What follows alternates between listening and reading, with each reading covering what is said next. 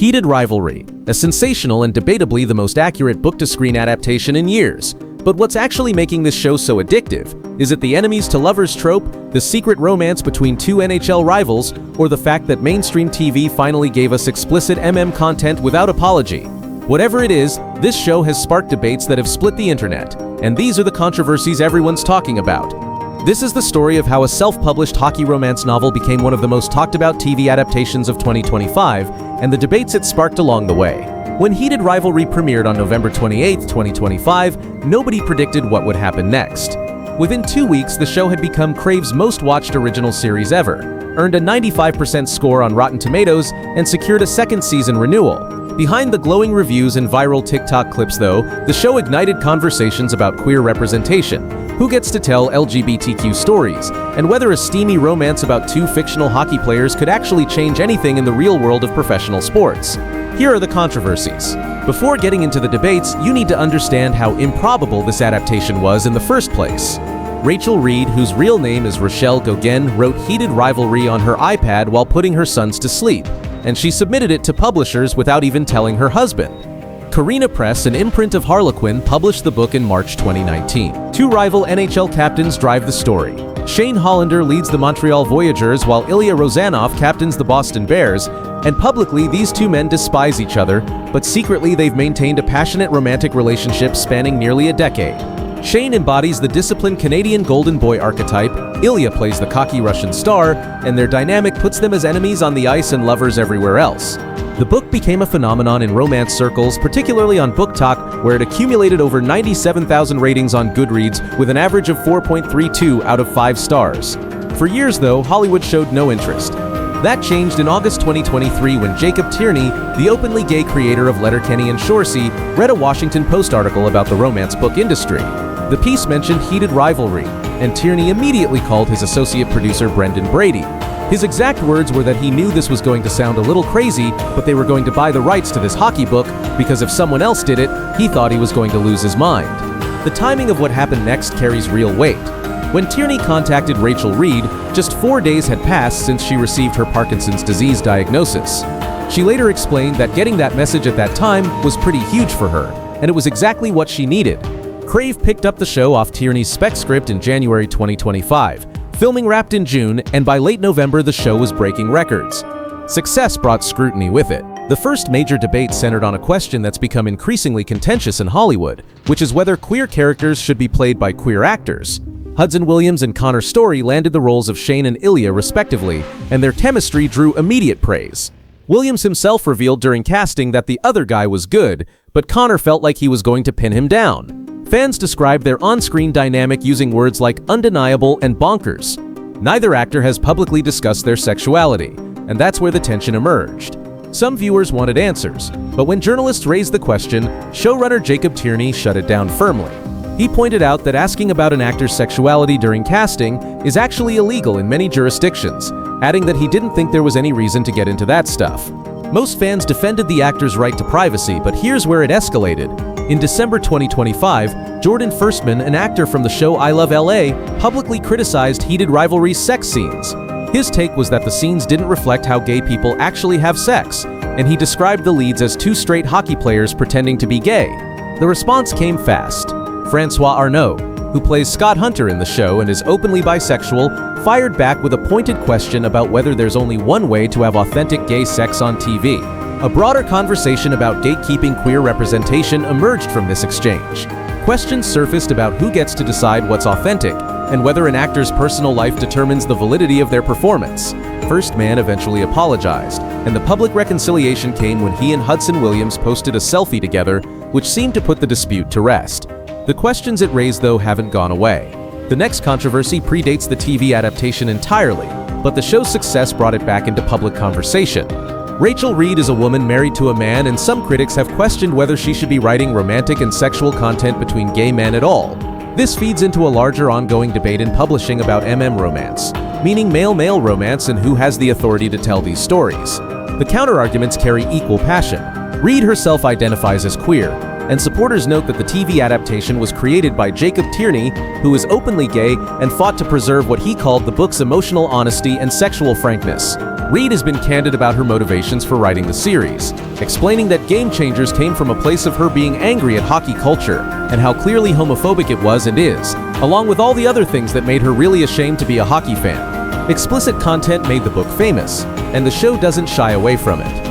Tierney faced studio resistance over the sex scenes but insisted they were essential, explaining that sex is character development, not just a random sex scene in every episode, because the characters learn about each other and they learn about themselves through this. Hudson Williams drew a direct comparison to another recent film when he said that if Challengers was the cock tease of it all, then their show just leans in and gets in there. The critical consensus seems to validate Tierney's approach, with Rotten Tomatoes calling it an all-consuming, steamy, dreamy love fest of true queer intent. Who gets to write queer stories remains an unresolved question, and it likely always will be. The most substantive controversy isn't about the show itself, but rather what the show can or can't accomplish in the real world. Here's the context that matters. The NHL remains the only major North American men's sports league with no out current or former players.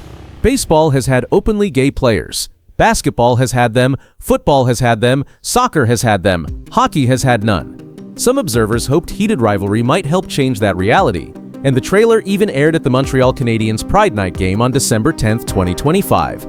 Sean Avery, a former NHL player who's now a romance novelist himself, expressed optimism that the show's success should open the door for the first gay NHL player. Brock McGillis offered a much more skeptical view. As the first openly gay professional hockey player, his perspective carries particular weight. His take was that the show is probably more likely to have an adverse effect on a player coming out, because he doesn't believe that many hockey bros are going to watch it. McGillis's point cuts to the heart of a difficult question about who this show is actually reaching. The people who need their minds changed about LGBTQ acceptance in sports may not be in the audience, which raises the possibility that Heated Rivalry is preaching to an already converted choir of romance readers and progressive viewers. No easy answer exists here. The show has undeniably brought mainstream attention to a story that would have been unthinkable on a major platform even a few years ago. Harper's Bazaar listed it among the best queer television series of all time after just 2 episodes, and RogerEbert.com described it as the most significant queer show of the year. Revolution in Hollywood and Revolution in a hockey locker room are very different things, though. One area where the show has largely avoided controversy is in its faithfulness to the source material. Book-to-screen adaptations are notorious for disappointing fans because characters get changed, plotlines get cut, and the essence of what people loved gets lost in translation. Heated Rivalry has been consistently praised as one of the most faithful adaptations in recent memory, though, which stands as something of an exception. Tierney understood the stakes involved. He noted that fans of this genre don't expect their favorite books to be adapted, especially not faithfully, and expressed his thrill at bringing them something they never thought would make it to TV. Changes exist, of course. The show uses on-screen text messages to convey inner monologue that exists in the book's narration. Shane's Asian heritage gets explored more explicitly than in the novel. The timeline for a secondary couple's storyline was adjusted, and Ilya's family receives more screen time. Fans have largely embraced these changes as enhancements rather than betrayals. The casting also included a historic element that the book couldn't have anticipated. Harrison Brown, who plays a character named Connors, is the first openly transgender professional hockey player. Brown's words about the role were that the representation for people who know the story and are looking in will be pretty amazing, and that this is a crucial story right now. Heated Rivalry didn't emerge in a vacuum, but rather as part of a larger wave of romance adaptations that began with Bridgerton in December 2020. That Netflix series broke streaming records and proved that romance novels, a genre long dismissed by cultural gatekeepers, could be commercially viable at massive scale. What followed was a flood of adaptations like The Summer I Turned Pretty, Virgin River, and It Ends With Us. The data backs this up clearly. According to NPD Group, authors featured on Book Talk see an average sales surge of 66%, and Publishers Weekly declared that we're in a golden age where any kind of romance can find an audience. Heated Rivalry also follows the path blazed by Red, White, and Royal Blue, the 2023 film adaptation of Casey McQuiston's novel about a romance between the son of the American president and a British prince. That movie became the #1 film worldwide on Prime Video and generated a significant subscription surge. GLAAD's statement on that success was that it proves queer stories are not only good for business, they are stories audiences want to see more of. Heated Rivalry goes further than Red, White, and Royal Blue in its explicit content, and Tierney specifically contrasted his show with Heartstopper, noting that Heated Rivalry is fundamentally different due to its sexual frankness. Whether mainstream audiences were ready for that frankness was an open question before the premiere, and the viewership numbers seemed to answer yes. The show reached #1 in the US after 4 episodes and saw a 400% increase in initial 7-day streaming. Ali Hazelwood, a best-selling romance author, called the show unquestionably and unapologetically situated within the romance genre, describing it as a fantastic ambassador. Throughout all these debates, Rachel Reed has maintained a remarkably grounded perspective. Her book hit the New York Times bestseller list for the first time during the show's premiere week and became the #1 Kindle ebook, yet she shared an anecdote that captures the surreal nature of her sudden fame. She recounted how her mom went to the local Indigo bookstore and asked if they had any copies of her books, and they'd never heard of her, adding that this is her reality. She also expressed that it feels not real, that the #1 book in the Kindle store is a sexually explicit gay hockey romance. Reed served as a consulting producer on the show and explained that Tierney always kept her in the loop, sharing scripts and answering questions, but she gave him the creative space to make the adaptation his own. Her relationship with hockey is complicated in interesting ways. She's a lifelong Montreal Canadiens fan who grew up wanting to play the sport, yet she's also deeply critical of hockey culture's problems. Writing Heated Rivalry was in part a way of processing that contradiction of loving something while being ashamed of it. The show's success hasn't resolved that tension, and if anything, it's amplified it. Heated Rivalry is a genuine phenomenon at this point. It's Crave's biggest original series ever. It holds a 95% Rotten Tomatoes score, and a second season is already greenlit, which will adapt The Long Game, the sequel novel that continues Shane and Ilya's story. The controversies it sparked don't have clean resolutions. Questions about queer actors playing queer roles, about who gets to write LGBTQ stories, and about whether representation on screen translates to change in real life will continue long after the show's finale airs. A decade ago, the idea of a major streaming platform adapting an explicit hockey romance would have been laughable. Now it's not just happening, it's dominating the conversation. Rachel Reed wrote Heated Rivalry on her iPad while her kids fell asleep, never imagining it would become this. Jacob Tierney read one article and knew he had to be the one to adapt it.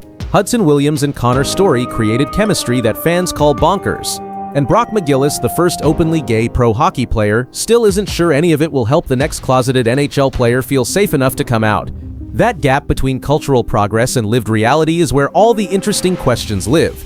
Heated Rivalry didn't answer them, but it made sure we're asking them. Season 2 is on the way.